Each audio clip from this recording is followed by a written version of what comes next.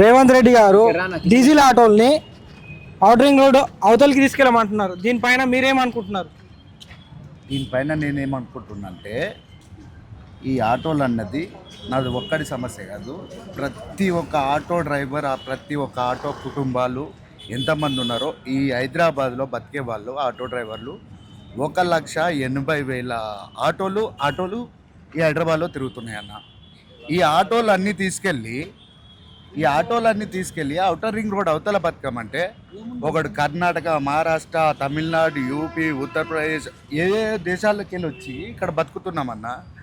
ఇప్పుడు ఈ రేవంత్ రెడ్డి గారి ప్రభుత్వం వచ్చేసి ఆటోలు తీసుకుపోయి ఔటర్ రింగ్ రోడ్ అవతల నడుపుకోమంటే మేము ఎలా జీవించేది? ఒక పూట నడిపితే ఇంట్లో గాసం వెళ్తుంది అన్న మాకు.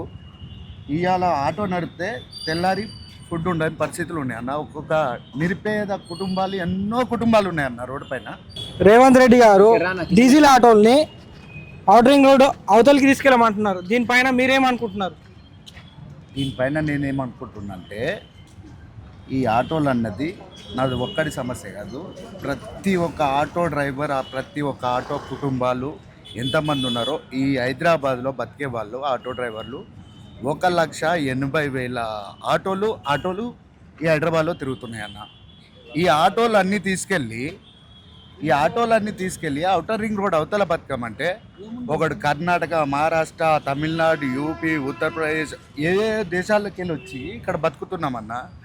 ఇప్పుడు ఈ రేవంత్ రెడ్డి గారి ప్రభుత్వం వచ్చేసి ఆటోలు తీసుకుపోయి ఔటర్ రింగ్ రోడ్ అవతల నడుపుకోమంటే మేము ఎలా జీవించేది? ఒక పూట నడిపితే ఇంట్లో గాసం వెళ్తుంది అన్న మాకు. ఇవాళ ఆటో నడిపితే తెల్లారి ఫుడ్ ఉండని పరిస్థితులు ఉన్నాయి అన్న. ఒక్కొక్క నిరుపేద కుటుంబాలు, ఎన్నో కుటుంబాలు ఉన్నాయన్న రోడ్డు పైన.